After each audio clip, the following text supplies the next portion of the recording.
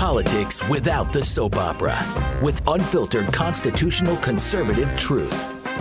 The Conservative Review with Daniel Horowitz. And welcome back, fellow American taxpayers and fed up patriots, to the one and only Conservative Review podcast here on this Friday. And yes, by the time we get up to Friday, we are all fed up, because that means we've already had 4 solid work days of unvarnished truth-telling here. And boy, this really has been a packed week. We have a lot of good content at Conservative Review.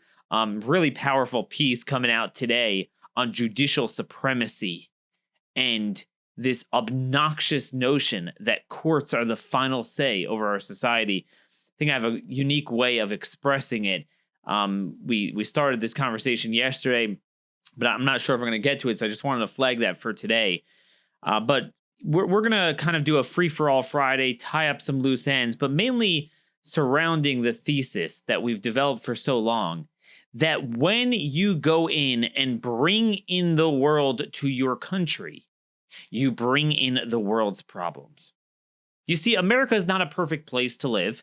We have our own vices, our own challenges, societal, economic, moral challenges in this country. But on net, even now, and certainly before our country was transformed, we all believe it is to be preferred. As Congressman Theodore Sedgwick said in 1790 during the naturalization debate over immigration. And they understood a very paradoxical point with immigration. Well, if we believe that the rest of the world stinks and we're doing it right, so when you have immigration, you got to be very careful that you don't bring in the rest of the world, that it's done through a circumspect, judicious process that strains and weaves or weeds out those who are going to be a problem, identifies those who will love our values, be net contributors to our society, and obviously done at the right pace and with the right numbers from the right places. It's that obvious. It's an ancient principle. Since our founding, we always understood that until this generation. I found out yesterday that my article, and we'll put it up here on the screen, 5 ways Trump could combat the cartels right now, where we really frame the battle with the cartels as not some sort of humanitarian mission where we'll offer help to President AMLO in Mexico, to deal with his interior, and then he's rejecting it anyway. No. We are going to seize our own destiny and secure our own border and deal with our own illegal immigration, drug cartel problems within our own interior. That was the theme of that article.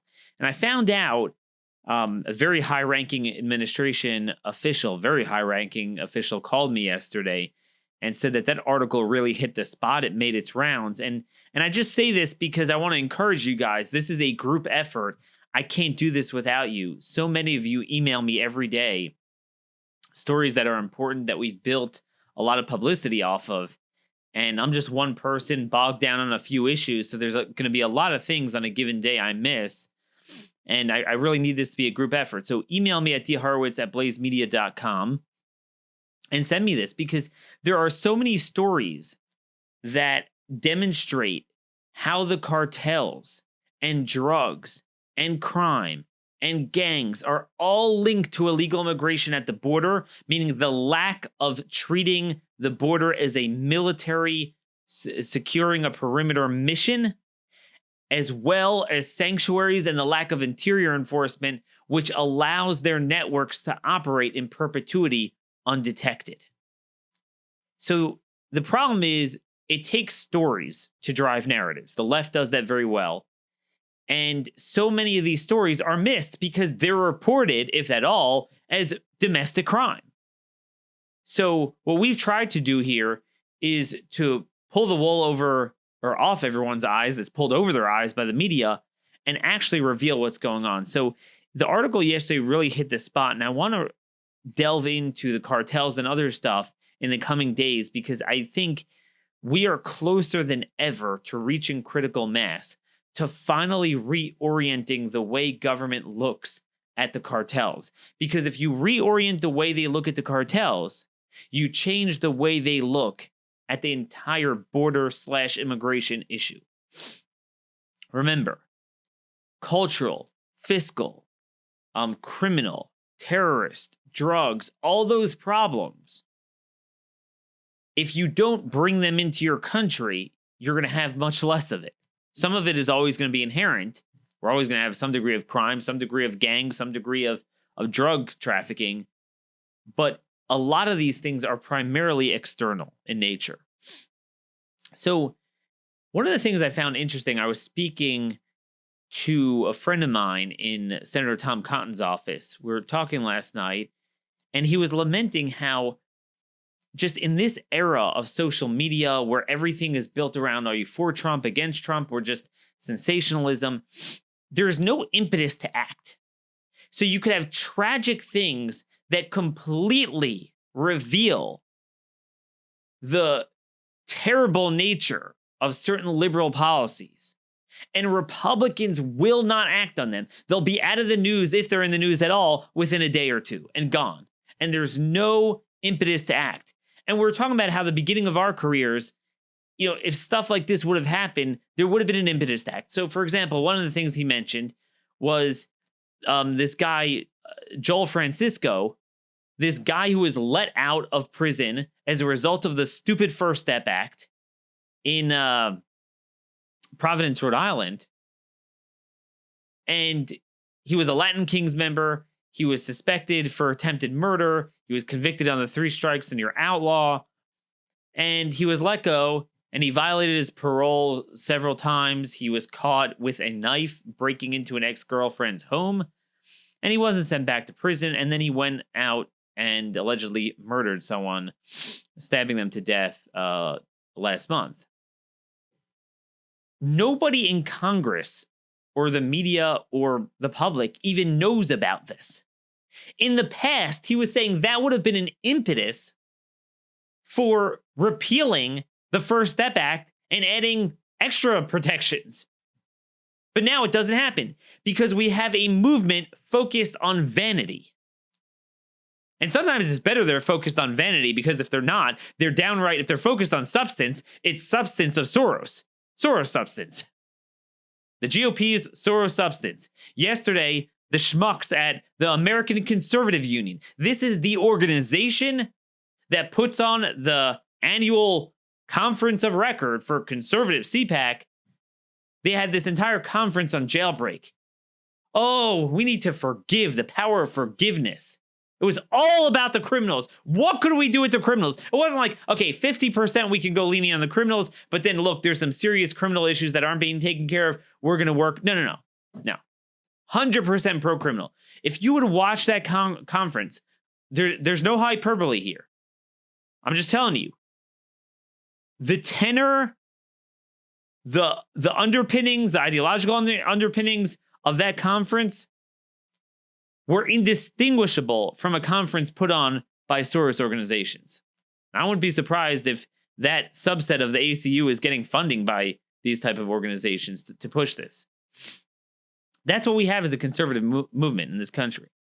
But the other thing he mentioned to me that I thought interesting was, so some of us felt we were gaining traction. I think we are with the cartels. This brutal murder of this American Mormon family in Sonora really has set off, I think, the most important focus we've ever had in media and politics on the cartels. It's not nearly enough, but it's there. And he was just lamenting that, again, normally this would have been an impetus to act, but it's going to blow over. And ironically, the only thing that's keeping it alive is media sensation. So if you saw the AP put out a headline, we'll put up here on the screen so you could see on Twitter, where they were basically somehow insinuating, I don't even understand it, how it's like almost like, yeah, the Mormons deserve to get killed by the cartels because they engaged in polygamy 150 years ago. And obviously it's repugnant what they said, but I'm just saying that's the only thing that has gotten conservatives activated, because, it's a media meme. It's a media narrative. So we get to attack the media. But there's never any impetus to act on policy. This is what's driving me nuts. So there's, I think, not to minimize the magnitude of wiping out a family like this and the tragedy of it, but from a policy standpoint, there is a murder that's even more important. So, the cartels murdered an American family in Mexico. Well, I got news for you. The cartels murdered a sheriff's deputy 2 weeks ago in rural California on our soil. And I would venture to say there's a lot more of this going on that we don't know about. There's a reason we're going to get to why we even know about this. I mentioned this a little bit before, but we haven't gone through this in depth. This is a story that demonstrates that the drug crisis, so much crime in this country, is all connected with the border, with sanctuaries, and with cartels. So on October 23rd, this property owner, this guy Ross, called out, Christopher Ross, called the police in Somerset. It's a small town in El Dorado, California. Nice, beautiful wine country, rural area. It's not like the slums of San Francisco and LA. And he said, there's thieves stealing from my legal marijuana growing site. Very interesting. My legal marijuana growing site, because that's now legal in California. We'll get to that in a minute. But really, it was an illegal growing site manned by agents for the cartels. So it was the owner was Christopher Ross, but he was working for the cartels.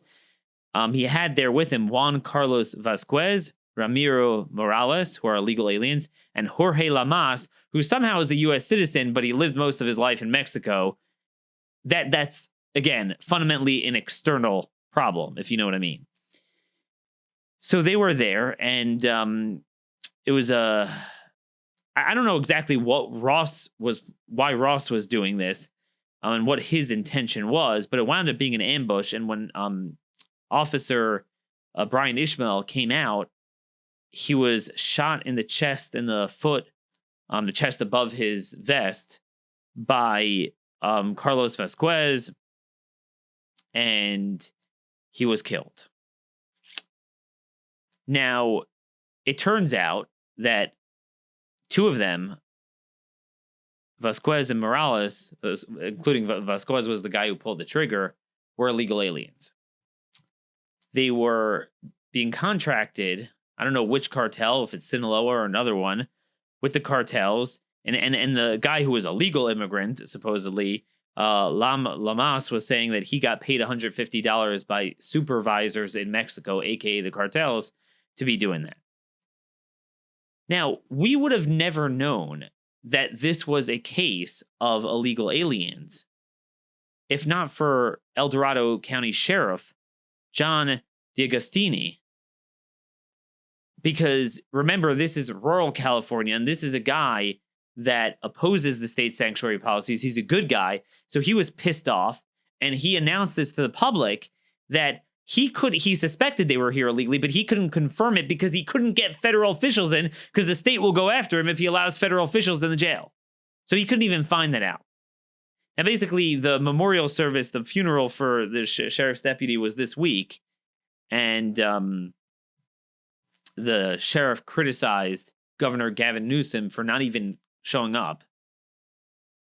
But the sheriff had a very powerful statement. He said, first, I want to make something clear. This is at a press conference yesterday with the U.S. attorney and the sheriff.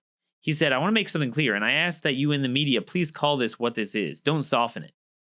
This tragedy was due to an illegal alien tending an illegal marijuana garden who murdered my deputy. That's what it is.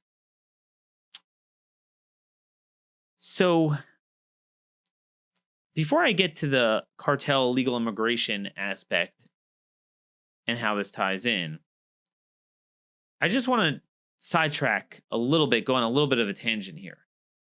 All these libertarian hipsters, which it seems to be cool among my colleagues here on the conservative side of, political media, they're all into marijuana. They're all into all drugs. Oh, drugs, legalized drugs. Drugs are awesome. And we were told that if you legalize marijuana, which we've essentially done, and especially in California, it really is, but we essentially don't enforce. I mean, you heard Andy Lelling, who's the toughest guy on drugs you could find, U.S. Attorney for Massachusetts. He said, we don't go after them. I mean, we just don't. I mean, it's all the heavy-duty fentanyl and meth traffickers they go after. So the assumption was that would put the cartels out of business. You just legalize it. Well, thanks to the amalgamation of weak on crime, illegal immigration, meaning a lack of a military mindset at the border, and then sanctuaries which harbor the networks, guess what? It turns out that now we face the worst of all worlds. It's worse than before. Because not only are the cartels not out of business, first of all, their business is from all the other drugs. So like that's the problem. You can't half-ass it. If you only legalize marijuana but not the other drugs, so then they're making it all off the other drugs too. But even marijuana, they're now growing it on American soil. So it's not just, we're funding their business, growing it in Mexico, bringing it here. Now they are bringing their growers and supervisors to guard armed growing sites on our soil. This was a private source, but I've been told by law enforcement that this is happening in national forests all over California, Arizona, and who knows where else, where they are annexing land, just like they do in Mexico. This problem is not in Mexico anymore. This is here on our soil. They were guarding a cartel growing site because it's now legal. Now, here's the important thing. The U.S. attorney made a very important point here. McGregor Scott, the U.S. attorney from California, Northern California, and he said, here's the problem. When Ross was the property owner, called into 911, he said he had a legal marijuana operation. Well, guess what? It wasn't a legal marijuana operation. So the fig leaf of legalization gives cover for those who operate the black market to do their business. So this notion that somehow you just legalize it and the cartels won't be involved. No, now the cartels have a front end. See, it used to be like, hey, you're there, we'll chop your head off. We'll throw you in jail. We'll, whatever. We prosecuted them. Now it's like, we'll prosecute the cops if they, God forbid, go after sacred marijuana. So it's open. The stigma is off. The criminalization is off. So it's out in the open. So guess what? These dudes have now all gotten involved. So now, whereas before it was maybe Americans doing it and most of it was coming from Mexico, now it's the Mexican cartels not just owning the Mexican cultivation, but owning it on our soil. And then the violence. So now think about how severe of a problem that is that nobody's talking about. What is the story of Mexico? Well, you're probably thinking, boy, I'm sure glad we're not living in Mexico, that America's not like Mexico. I mean, it's worse than Afghanistan, the beheadings, the violence. So it grew up around the drug trade and the narco culture. We're bringing not just the traffickers here. I mean, that's old news. We are bringing the growers here. We have an American cop now dead from that. This is going to be an increasing problem, and I'm sure it's happened more often. We just didn't know. We wouldn't have even known if this would have been like in a part of California where you have a leftist police chief or sheriff. We might never have known about this. It was the sheriff that blew the lid off. But that's the important point people are missing. If you bring in Mexico's narco culture, you can't tell me, I'm going to legalize drugs so it will take care of the problem. No, you brought it in. And then they're bringing in their people. So one of these guys, I forget if it was Morales or Vasquez, I'm getting a full statement from ICE today. One of them came in 6 months ago. So all these beautiful people coming in that the media reports on, we need to pay for their mental health care now as well as their physical health care. Do you know how many of them are committing murder and mayhem? It never gets back to the border. It's never traced back. But then there's the other issue. Okay, they get in the country because we don't have good policies at the border. That's one thing. But then there's the sanctuary thing. I think the sheriff put it perfectly at yesterday's press conference. He said, if you allow criminally minded illegal aliens to infiltrate our communities with more protections than our average citizens, they will take advantage of that and victimize our communities. And that's what it is.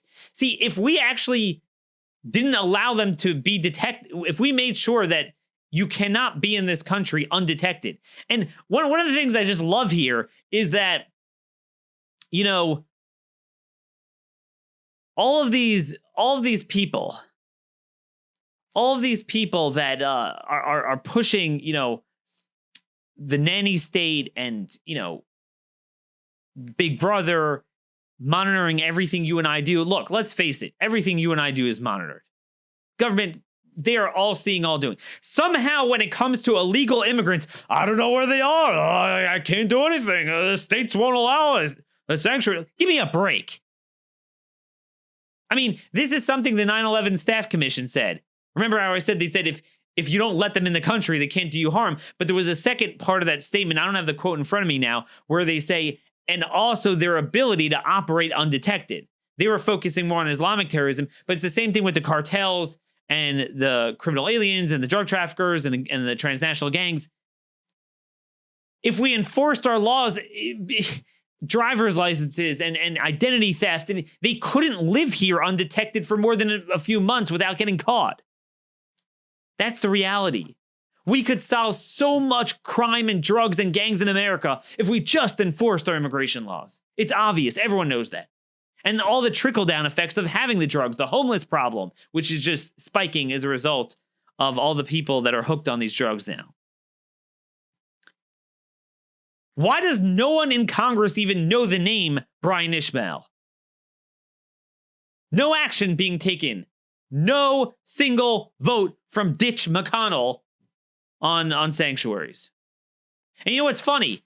The guy has no time to vote on anything. Suddenly, Chad Wolf is nominated as this undersecretary so he could then slide into the acting secretary position. So he's being confirmed, which means this is for the long haul, not just temporary. Chad Wolf, this Hillary liberal H-1B lobbyist, is going to be DHS secretary in the third year of the Trump administration.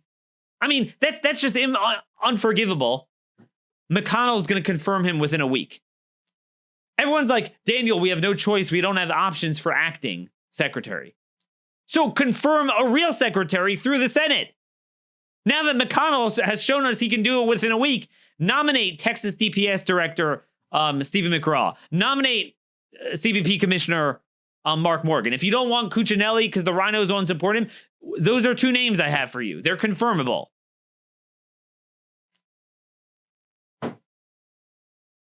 And meanwhile, we hear Trump might attack Jeff Sessions. I mean, hey, Mr. Trump, you're the never Trumper. You're against your own agenda. You're the one appointing. I mean, like, I'm supposed to get excited that, oh, because, you know, Jeff Sessions, who is literally the most decent human being who has ever entered politics, who is the best person on social issues. He's the only one who still doesn't subscribe to the homosexual agenda, like all these hip, young Tea Party conservatarians, you know, but certainly crime and immigration. I'm supposed to get excited. Oh, he fell down on the Mueller thing when Trump is not just retaining, but nominating new Hillary people to head DHS. But that's what it is.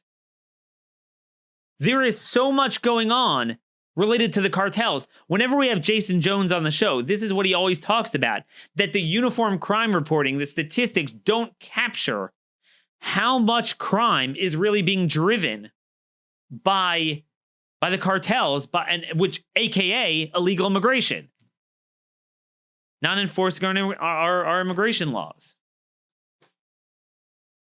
And the thing is, here's the sad thing. We know a lot of this, you know, is in our big cities. So you look at the world's problems that we brought in, they're endemic of New York, LA, Chicago. That's obvious. We know that. But there's something more insidious going on.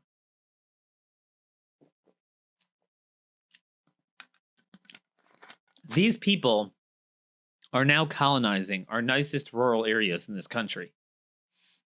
So not only, you know, is Chicago becoming like Sonora and Chihuahua and Sinaloa, you know, gang wars and turf wars and drug wars, we're having this in our best areas. This took place in a rural area of California. And the single biggest impetus is the ag lobby, big business. I say this all the time. Even if you would think that on net you would benefit from cheap labor, but if you take your best rural areas and you start constructing meatpacking plants built upon cartel, gang, illegal alien labor, they might work hard, some of them during the day, but guess what? Now they're in your areas. Now your rural areas are full of drugs. They're full of gangs. They're full of DUIs. They're full of criminals. That's what's happening here. Let me give you 2 examples of that. Our friends at illegalaliencrimereport.com, I don't know who runs that site, but this guy, Dave Gibson, wrote an article. Illegal aliens make up nearly 40% of Virginia County's most wanted list. Okay, now, obviously, 40%, it's a little, I don't want to say misleading. It's 3 out of 8. I mean, it's a tiny county. There's 8 most wanted, but 3 of them are illegal. But that's a big deal. We're not talking here about Fairfax County, like that we know, yeah, it's overrun with Salvadorans and MS-13.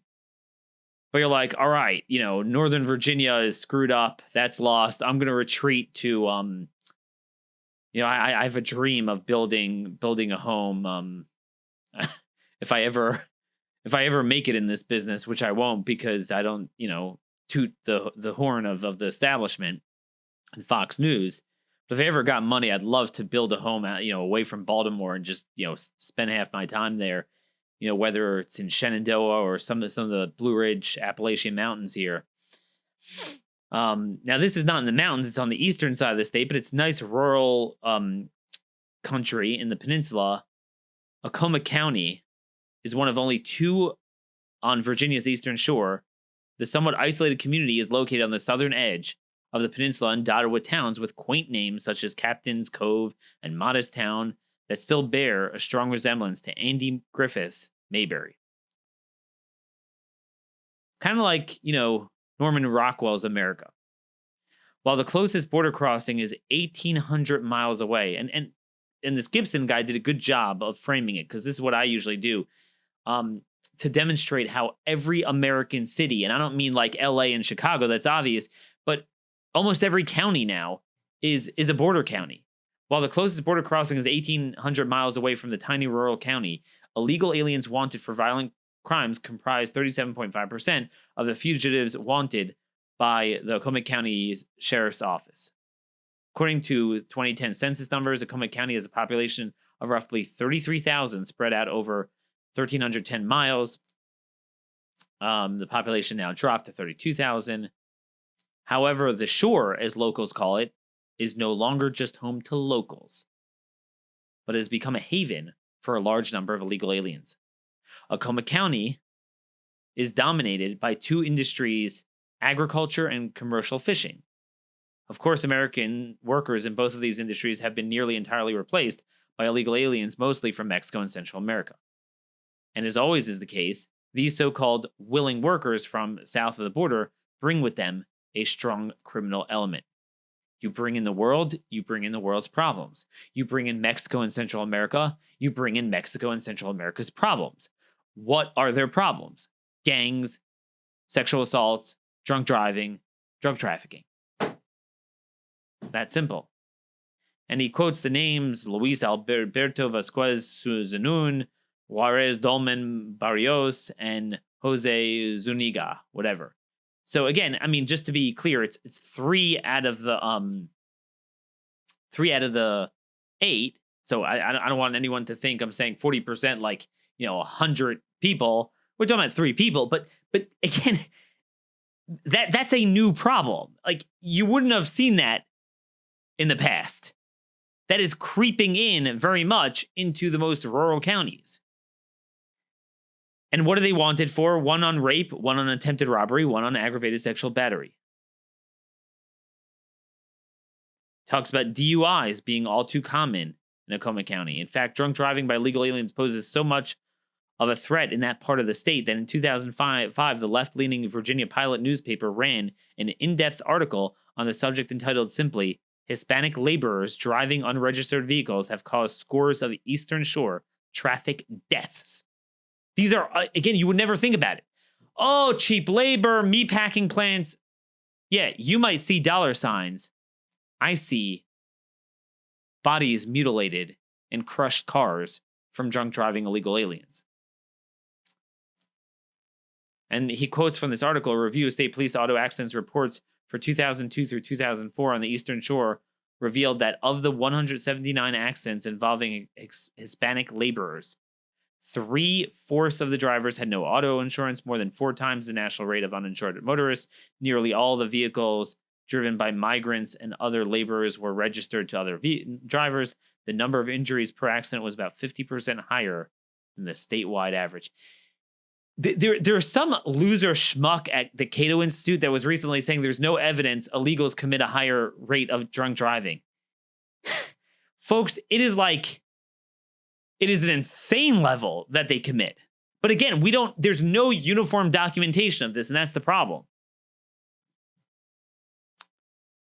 And then he just ends off the article. It should be noted that as wages have been driven down by these illegal aliens, both of the Eastern Shore's 2 counties, Okonomowoc and Northampton, have become the 2 poorest counties in the entire Commonwealth of Virginia. There you have it. I mean, this is what we're doing here. This is what we're doing. So that's that. The meat packing plants are bringing in crime, sexual predators, drunk drivers, most wanted people. Drugs are obvious. We talked about that. Marijuana growing sites. Imagine, picture from my end, and I know a lot of you could kind of commiserate with me. Just because of various reasons and community and family, I live in Baltimore County, right near Baltimore City. Not exactly the best place to live. And, many of us would dream of kind of moving away, getting away. An article just came out in the Baltimore Sun. There's a 52% increase in murder in my county over last year. Again, all these people saying, oh, crime's not going up. It's not going up uniformly in every place, but it's going up in a lot of places after going down for 25 years. When you bend such an enduring trajectory like that, there's a problem there. And I think we've discovered the problem. But anyway, you think you're going to get away from this. But picture, going to some rural area, like, wow, phew, I'm not going to have the gangs. I'm not going to have the knockout, walk in the streets and these roving juvenile youths, attack you, the carjackings, which we have tons of them in my neighborhood now. I mean, it's awful, just completely awful what's going on here. But you could stumble upon a cartel growing site now. You could stumble upon illegal drunk drivers killing you on the roads, or illegal pedestrians roving the streets on drugs or peddling drugs or doing other bad stuff because he's brought in for some cheap labor by Republican and Democrat donors. So where else do we see this? The transformation of rural America. Minnesota, this is from Breitbart, Minnesota town hikes taxes to deal with mass immigration overwhelming local schools. We pointed this out about Worthington, Minnesota, and they note that they've just voted last Tuesday night to spend an additional $34 million to expand local school districts because their enrollment has ballooned because of the mass influx of unchecked migration. Why? Because they have meatpacking plants there. Who is the only one who has been a voice on this? Jeff Sessions. Some of you have asked my opinion on Alabama, so I'm going to give you my opinion. I'm not going to get into Mueller and his recusal, but I am just going to say for a minute, let's say you are the most bearish on his tenure as Attorney General as it relates to that issue. The other issues he was phenomenal on, crime, the homosexual agenda, and certainly immigration. But let's say you think he did a horrible job with Mueller. You would be stupid to oppose him running for Senate. Because first of all, that's over. I will just tell you, and look, if this means some of these guys, and you probably know who I'm talking about, won't come on this show anymore, I don't care, but I'll say it anyway. For the first time in my career, I do not have a single senator, not one, to work with on issues. None of them are consistently driving a narrative throughout this entire crime, drug, gang, immigration crisis on any of this. Sessions did that, and he was really ramping up his case before he became attorney general. Again, I think we all agree, for everyone and for all reasons, it was tragic that he wound up leaving. It would have been best for everyone if he just would have stayed in the Senate. But certainly we should all admit it's a win-win. I mean, he will guarantee that Doug Jones loses if they pick up a Senate seat. Mitch McConnell and Cornyn and all these guys have been very cool to him for good reason. And it's not because they're such zealous Trump supporters. That's not why. It's because he's good on our issues. You would be stupid not to support him. Even if you hold a grudge from, his time there. We need his voice. He talks about the social transformation. He talks about the masters of the universe, these agricultural interests transforming our society. He is the only one of our generation that has been an effective voice on this. Now, look, personally, I'm close with him. He has written me personal handwritten letters thanking me for my work on crime. And when I don't have it in front of me, maybe I'll get it next show. I could show it to you. You see a man who genuinely thinks about our security. You might think he was weak on that, but he is genuinely one of the nicest human beings. There is no politics to him. He's all policy. He just cares about the future of our country. This is stuff we can't recover from. Where do we run to if our cities become like Mexico, become like El Salvador, become like Pakistan, become like Somalia?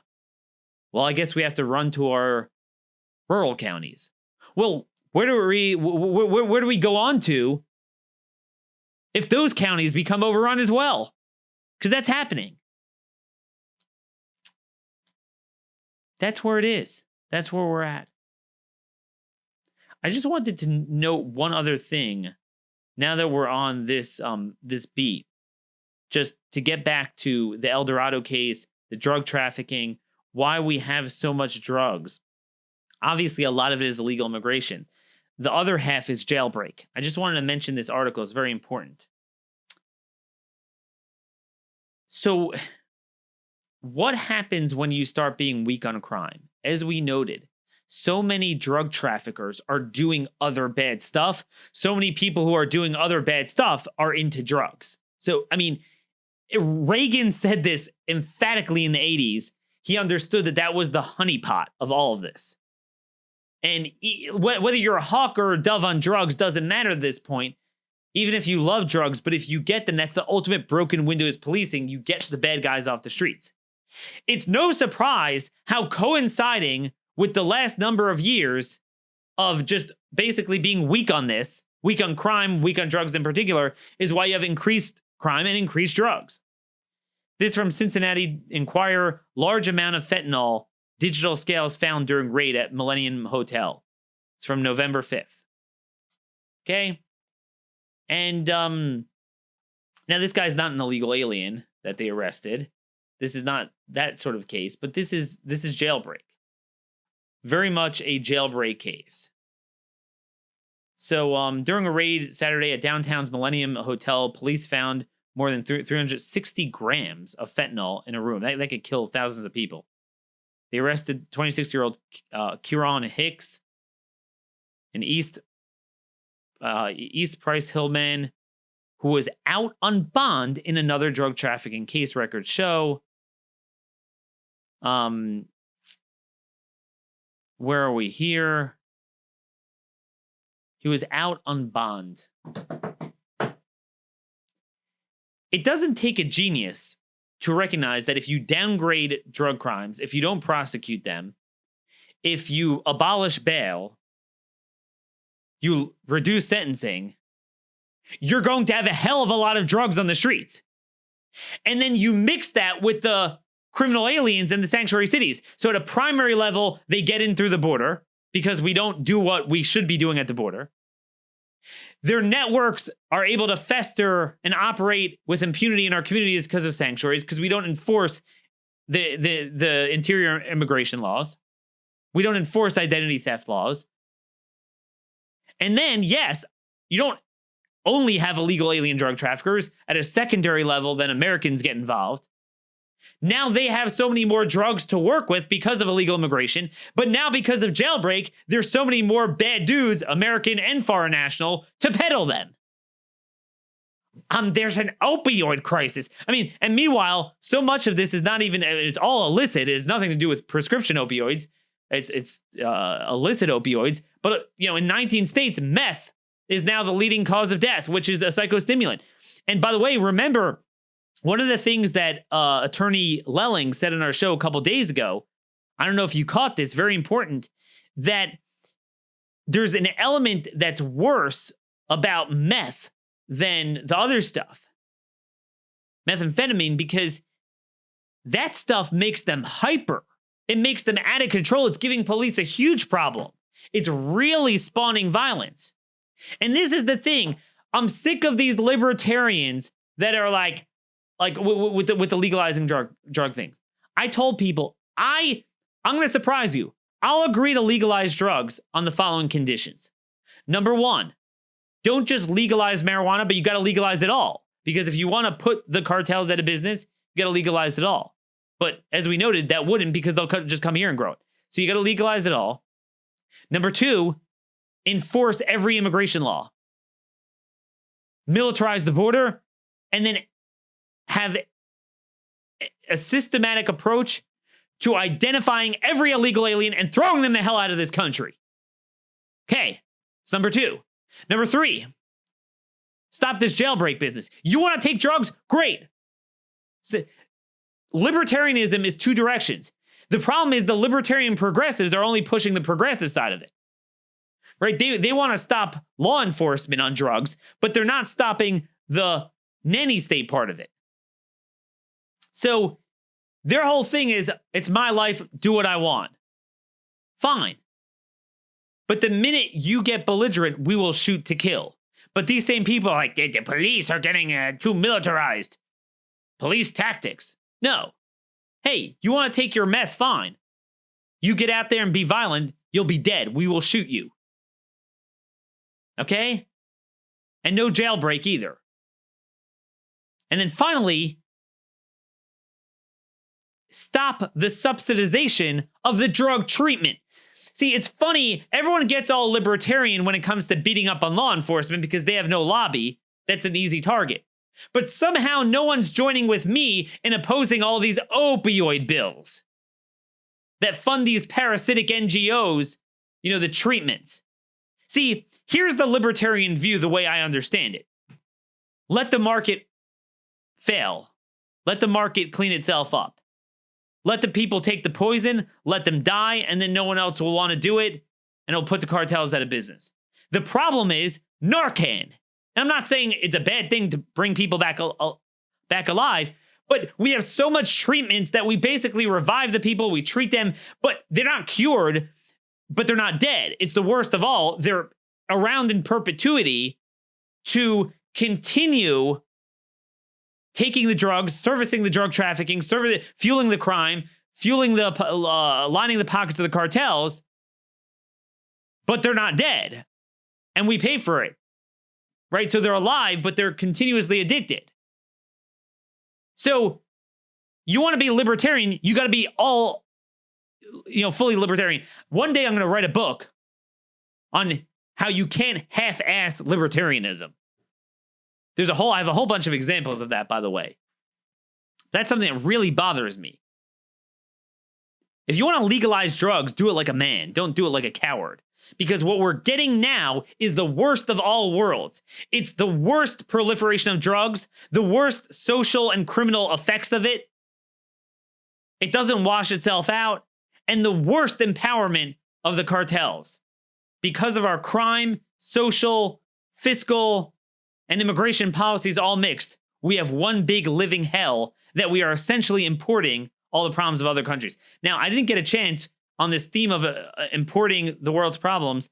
The Asia Times has a great article out how China infiltrates colleges across the globe. I warned about this. This is an English parliamentarian report that just came out, how in Great Britain they're having problems that China is using their diaspora of foreign students to control universities, control the culture, and then engage in espionage. They have 100,000 Chinese foreign students in Great Britain. We have 360,000 in our country. Again, you bring in China, you bring in Chinese espionage. I don't have time to read this article. I'll link to it in show notes. We might write about this next week at, Conservative Review, our written content. But it's about this Chinese Confucius Institute, which is basically a front for the Chi-Coms to subvert our culture. Again, this is not to say every Chinese student or immigrant, there's some Chinese immigrants that have been very productive, good people. But when you bring them in such large numbers without any vetting, there was one university professor, yes, Marshall Salins of University of Chicago is quoted as calling it academic malware. That's a really good term. It's an article he wrote, or it's really a book he wrote, Confucius Institute's Academic Malware. Google that. You could look that up. Basically, how they are just screwing us completely. It's like a Trojan horse. It's malware. I mean, it's actually a really smart way of putting it. I wish I would have thought of that on my own. But to bring this discussion full circle, in many respects, it's not just China, it's not just espionage and their subversion, but it's the broader cultural, fiscal, and criminal subversion of our entire country through mass third world migration across the board. In every county of this country, it is one big national malware, international malware, immigration malware that we're bringing into this country. You bring in the world, you get the world's problems, especially in the era we are living with, where the way bad people and bad organizations and cartels and bad country leaderships attack you is through asymmetrical warfare in the 21st century. Their most powerful, potent weapon is the conduit that they have in your own country, and that is their diaspora. That's what it is. China, we're all worried about their military, but they still can't rival us. Maybe one day they will at this pace. Where they really affect us, where Mexico, El Salvador, Pakistan, Somalia, is through mass migration. That is the issue of our time, mixed together with the other issues of crime and drugs and gangs. Ask yourself this: do you know of a greater champion than Jeff Sessions? Because I certainly don't. Look, if you disagree, send me an email at dhorowitz@blazemedia.com. Like our videos at CR's YouTube page, and conservativereview.com is your one and only independent conservative written content site that actually has substance that matters to the future of this country. Have a terrific weekend.